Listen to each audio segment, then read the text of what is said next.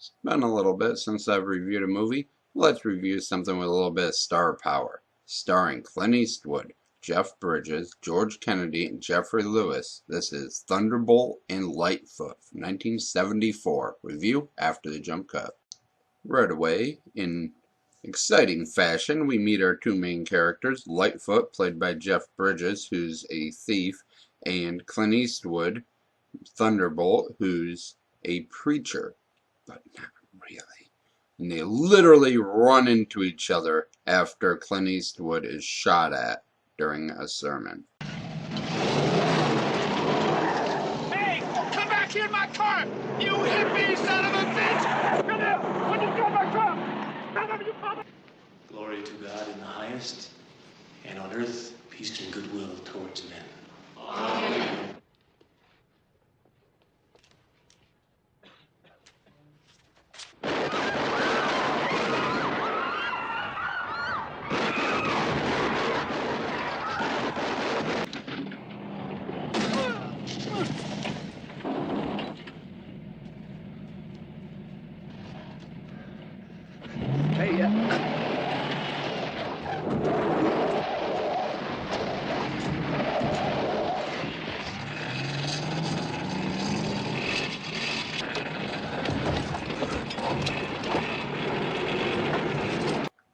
Hanging onto the car like that throws Clint Eastwood's shoulder out of socket, so he has to put it back in badass fashion. They decide to be friends and hang out, and are chased down 2 more times by George Kennedy and Jeffrey Lewis.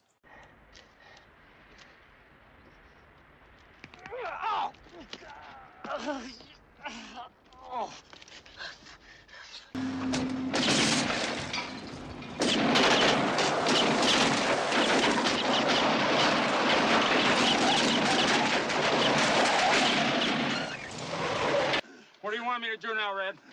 Kill this son of a bitch. Huh? Here? Yes. Now? Now!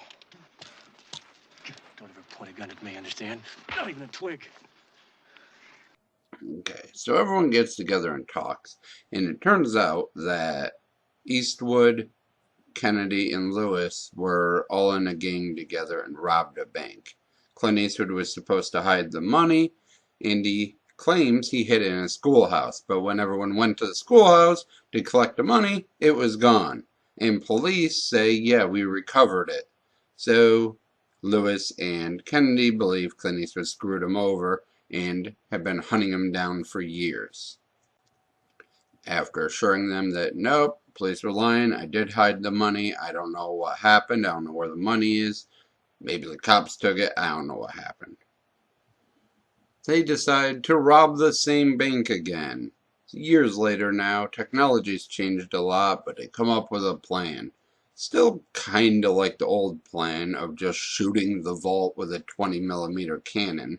That's why Clint Eastwood's name is Thunderbolt.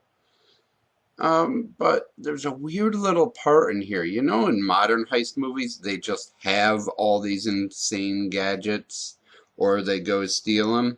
Nope, not in this. They all get jobs and buy them.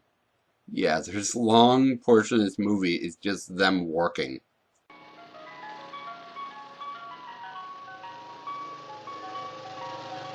There's a kid now, pull over. Fine, Squat, I know what to do. While we're here, can I sell you anything? No, I'm waiting for Judy Ann. They have a better flavor of pistachio. Look, kid, go fuck a duck. I don't want to ruin the particulars of the heist and ruin the ending for you. You're going to have to watch this one yourself. I know it's 40 years old, or you can just read the plot synopsis on Wikipedia. Whatever you want to do. I'll leave a link in the description to where you can watch this one. Overall, it's like a lot of 70s heist movies that are very Western inspired and but take place in modern times. It's enjoyable though. There's a couple parts in it that kind of slows down. There's a couple things that don't hit, but they don't last long. There's a lot happens in this movie, and a lot of it's kind of crazy. but they don't stick to one thing very long. So if you're bored by something, just wait 2 minutes and that part will be over and never heard from again. It's a cool little movie, though. The version I had isn't great, doesn't look spectacular, but I'm not sure it looked great in 1974 anyways. But yeah, give this one a shot. The acting is fabulous. I mean, Eastwood, George Kennedy, the late great Jeffrey Lewis, who just died a few weeks ago, is so good. Gary Busey's in here somewhere. I think he's the guy hit by the car in the beginning of the movie. I'd have to look that up. But yeah, it's a good movie. I liked it.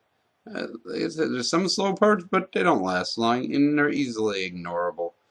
Also, it does something I hadn't seen in a lot of these movies, that they don't just miraculously have all these high-end gadgets. You see them go get a job and earn the money to buy the weapons. Like, it doesn't make a whole lot of sense to show that, but it's noteworthy that they did. Thank you for watching, and as always, I shall try to do better next time. Here is a scene where a guy gets himself high on exhaust fumes and then hunts rabbits hiding in the trunk of his car. The basket case got the exhaust pipe here.